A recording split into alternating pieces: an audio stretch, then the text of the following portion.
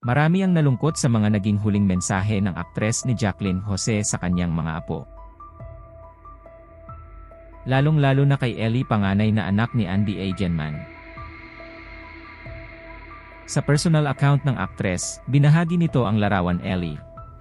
Dito ay may komento si Jacqueline Jo sa sinabi nitong, "I will love you till the end of times, my deep deep in my heart."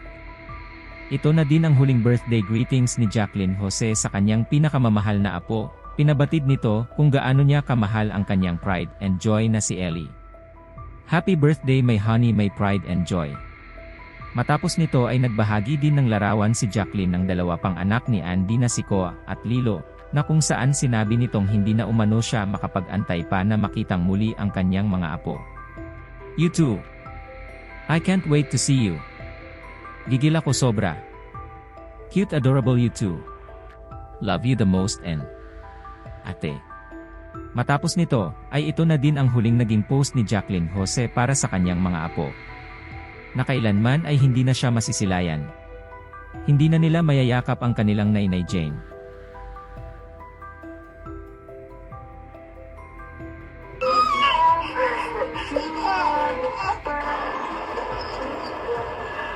Happy birthday, Nanay! We love you!